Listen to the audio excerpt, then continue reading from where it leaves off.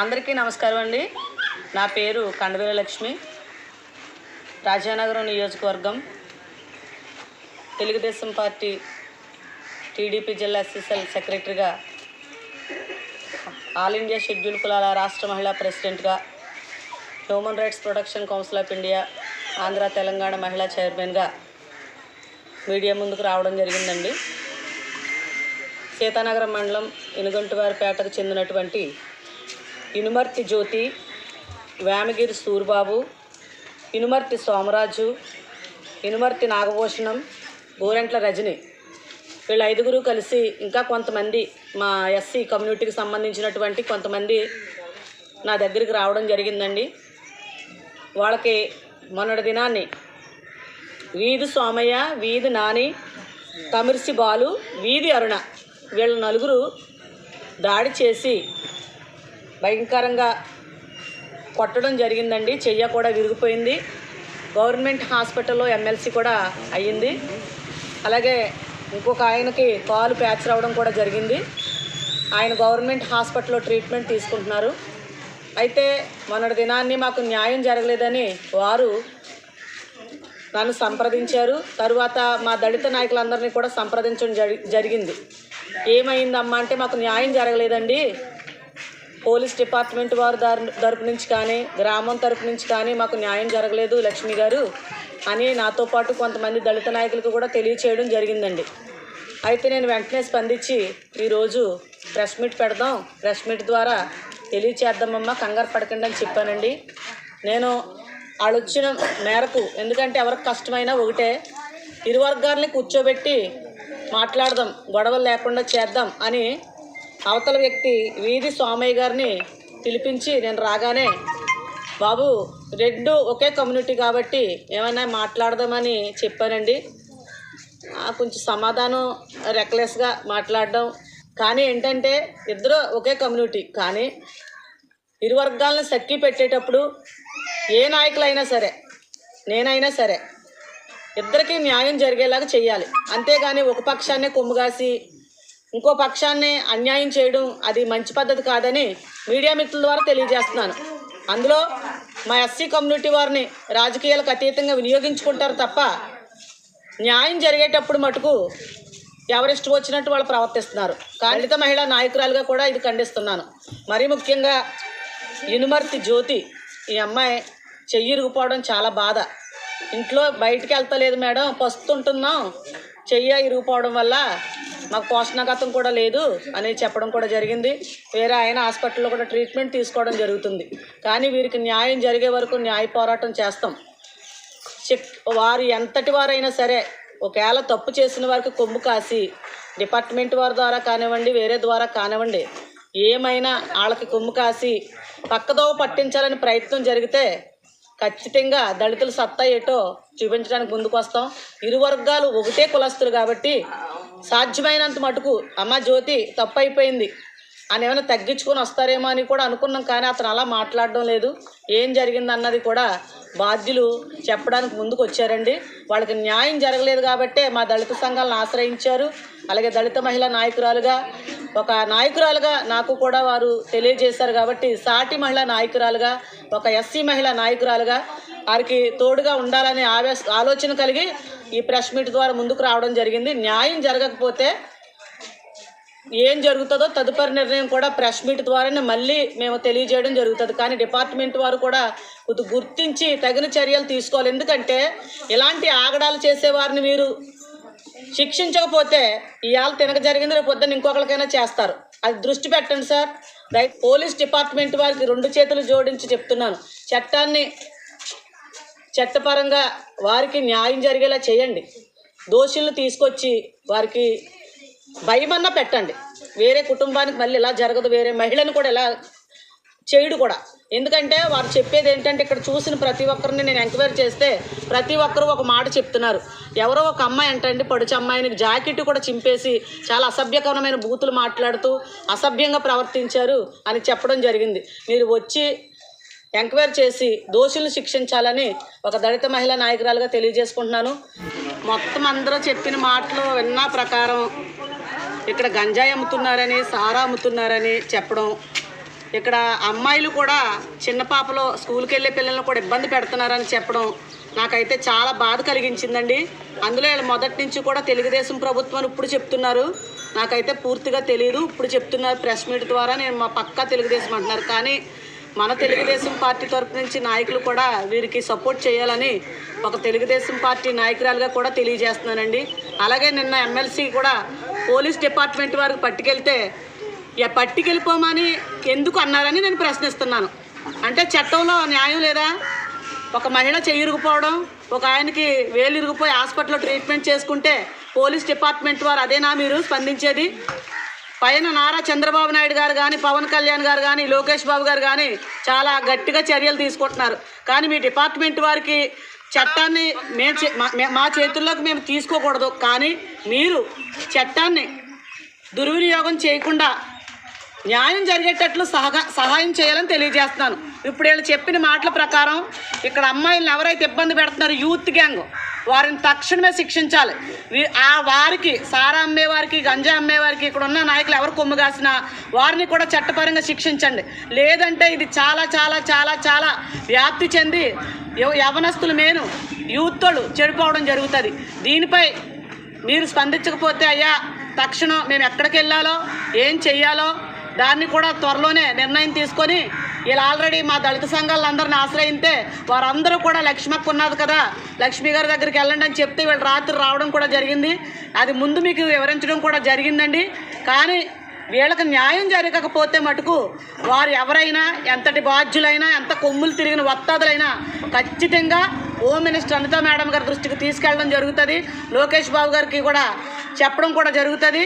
తక్షణం కూడా వారికి న్యాయం జరగకపోతే చర్యలు ఎలాగుంటాయో తదుపరి నిర్ణయం మాటలతో చెప్పం, చేతలతో చూపిస్తాం. మనం సొంత పార్టీ వారు మనం వేరేగా ఒకరికే కొమ్ము కాసి ఇంకొకరికి అన్యాయం చేయడం అని అలాంటివి చేయొద్దు. వారు నిజంగా అలాగని చేస్తే ఇంకా అలాంటి మొకమాటాలు అయితే ఏమీ ఉండవండి. చట్టపరంగా చర్య తీసుకుంటాం. అలాగే ఎవరైతే అన్యాయం అయిపోయారో వారికి న్యాయం జరగకపోతే మా దళిత నాయకులు ఎవరైతే ఉన్నారో ఇప్పుడు మేము వెళ్ళి ప్రతి గ్రూప్లో వారికి చెప్పి తెలియజేసి అందరినీ కూడా సీతానగరం పోలీస్ స్టేషన్ దగ్గరికి పిలిపించి స్టేషన్ని ముట్టడించడం కూడా జరుగుతుంది. ఎందుకంటే మీరు నా మీద ఏదైనా చేయొచ్చండి, మీకు మీ అధికారం అదే చట్టం మీది కాబట్టి. కానీ మేము చట్టానికి వ్యతిరేకులం కాదు, కానీ చట్టాన్ని మీరు బాగా నిర్ణయం తీసుకొని ఎవరైతే దోషులు ఉన్నారో వారిని శిక్షించండి. లేదంటే వారి వెనకాల ఎవరు కొమ్ము కాసినా వారికి కూడా మా దళితులు సత్తా ఏటో చూపిస్తాం. నమస్కారం అండి. మాది గంటపేట అండి. మొన్న 24వ తారీఖున అయితే మాకు ఇలాగా గొడవ జరిగిందండి. ఆ గొడవలో అండి ఆడదాన్ని కూడా చూడకోకుండా ఆ అబ్బాయి ఇష్టం వచ్చినట్టు కొట్టాడండి. వీడి స్వామి అండి, వాళ్ళ అబ్బాయి నాని, చిన్న కుమారుడు అరుణ్ అండి, తమిరిసి బాలు, వీళ్ళు 4 కొట్టారండి. కొడితే సర్లేనేసి మేము అదే పోలీస్ స్టేషన్కి వెళ్ళామండి. పోలీస్ స్టేషన్కి వెళ్ళి పోలీసులను కేసు పెట్టామండి. ఈ రోజుకి 15 రోజులు అయిపోతున్నా కానీ దానికి రెస్పాన్సిబుల్ లేదండి. అలాగని మా నాయకులు ఉన్నారని మా నాయకుల దగ్గర కూడా వెళ్ళామండి. మేము మా మొదటి కాడ నుంచి కూడా ఎప్పుడు కూడా మేము తెలుగుదేశంలోనే ఉంటామండి. మా అల్లుళ్ళు కానీ మా అమ్మాళ్ళు కానీ మొత్తం అందరం కూడా తెలుగుదేశంలోనే ఉంటామండి. తెలుగుదేశం నాయకుల దగ్గరికి మేము వెళ్ళామండి. ఆయన వాళ్ళ మందిని కూడా మాకేమీ న్యాయం జరగలేదండి. ఇంకా అందుకు నిన్న మేడం గారు ఎవరో చెప్పారండి, ఇలాంటి ఫలానా దిక్కున ఉన్నారు అమ్మగారు చేస్తారని చెప్పారండి. దాని గురించి నేను మేము ఆ అమ్మగారి దగ్గరికి వెళ్ళామండి. ఆవిడ తెల్లారకుండా ఆవిడ వచ్చి అసలు ఆవిడ మాకు ఇప్పుడు దాకా తెలవలేదండి అసలు ఆవిడ ఎవరో కూడా. అలాంటిది నిన్న మేము వెళ్ళి మేము చెప్పిన వెంటనే ఆవిడ వచ్చి మా చర్య తీసుకున్నారండి. ఆవిడ తీసుకుని మా కోసం ఎంతోగానో పోరాడుతున్నారు. మాకు న్యాయం కావాలండి. ఇప్పుడు మా ఇంట్లో పరిస్థితి ఏంటంటే నేను పనిలోకి వెళ్ళకపోతే నాకు గడవదండి. అలాంటిది ఇప్పుడు నేను ఇంటికాడ కూర్చుంటున్నానండి, నాకు తింటా కూడా ఏమీ లేదండి. ఇది చెయ్యండి, గుర్తు నరం నలిగిపోయింది సార్, గుర్తులు నరం నలిగిపోయింది సార్. నరం నలిగిపోతే 4 వారాల దాకా కొట్టెప్పకూడదు అన్నారండి. 4 వారాలు నేను ఇంటి దగ్గర కూర్చోవాలండి. మా తమ్ముడు సూర్యబాబుకి ఈ బొట్టనీళ్ళు ఇది సిక్నీళ్ళు అయితే అండి ఇరిగిపోయిందండి. ఆ పిల్లడికి రాడ్ వేస్తారు, హాస్పిటల్లో ఉన్నాడండి. ఇంకా అబ్బాయి ఇంటికి కూడా రాలేదండి. మా మధ్యగారు సోమరాజుకి గోళ్ళు ఇంక ఇష్టం వచ్చినట్టు కొట్టారండి. కుక్కలు నిడుచుకొచ్చినట్టు ఇడుచుకొచ్చి కొట్టేస్తుంటే ఎవరు అడ్డం అక్కడ అడ్డం వెళ్ళటానికి ఎవరు లేరండి.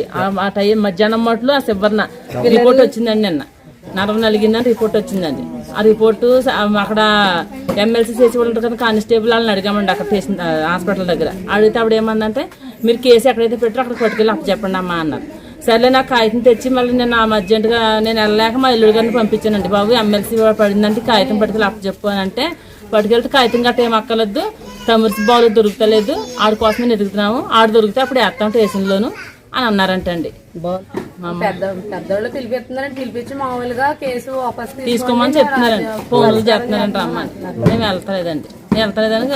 అదిగో మా మాటలు లెక్క చేస్తలేదు, మేమంటే లెక్కలేదు, ఏం చేస్తారు చెయ్యండి, మీరు ఎక్కడికి వెళ్తారు మేము చూస్తాము అని అంటున్నారు. మాకు న్యాయం కావాలండి. మాకు ఇంటి దగ్గర ఆడపిల్లలు ఉన్నారండి. రేపు పొద్దున్న వాళ్ళ నాన్నగారు గట్రా ఎక్కడికి పని గట్రా వెళ్తారండి. ఇది రైతుమంటే అన్యాయం ఏ ఆడపిల్లకి జరగకోకుండా మాకు న్యాయం జరిపించండి.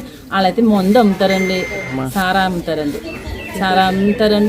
ఆ సారా అమ్మినప్పుడు ఏం చేస్తారో తెలియదు కదండి ఎవరికైనా. అందుకే మాకు న్యాయం కావాలండి. పిల్లలు ఉన్నారండి, పిల్లల గురించి మాకు భయం వేస్తుందండి. ఆ పిల్లలు కూడా జడిచిపోతున్నారండి. ఎటన్నా వెళ్ళాలన్నా చేయాలన్నా జడుతున్నారండి పిల్లలు, ఆడపిల్లలు. ఇది స్వామి అండి. మాకు పోలీసుల దగ్గరికి వెళ్ళినా మాకు న్యాయం జరగలేదు సార్. అందుకే ప్రెస్ మీట్లో చెప్తున్నాను, మాకు న్యాయం జరగలేదు చేస్తారని మేము రోజుని శిక్షించాలండి. మాది రాజమండ్రి అండి. మా మామయ్య ఊరు ఇంకంతవరపేట. మా అన్నీ కొట్టుకుంటా తీసుకొచ్చి ఇక్కడ కంపెనీల కాడ పాడేసేటప్పటికి బయటకు వచ్చానండి. నేను వచ్చేటప్పటికి ఎట్టి ఇలా కొట్టేస్తున్నావు అని అంటే, ఎక్కడి నుంచి వచ్చావే నువ్వు ఎవరికి వెళ్ళినా నన్ను పచ్చి బూతులు ఆడాడండి. అదైతే అలా కొట్టడం వల్ల పని ఎట్టి మీరు గంజాయి తాగుతారంటే, మీరు మందు అమ్ముతారంటే పేట అంతా చెప్పుకుంటున్నారని అనేటప్పటికి ఎవరికి వెనుక నన్ను పచ్చి బూతులు ఆడిస్తారండి. ఆడేటప్పటికి మా మామయ్య వాళ్ళ పిల్లలు అందరూ వచ్చేటప్పటికి వాళ్ళని కూడా చాలా బేవచ్చంగా తిట్టి వాళ్ళ లైటీలు గట్ట సింపేశారండి. చాలా దారుణంగా మరి తిట్టారు. మా అన్ని గట్ట కాలు క్యాన్సర్ అయిపోయిందండి, చిట్లిపోయింది.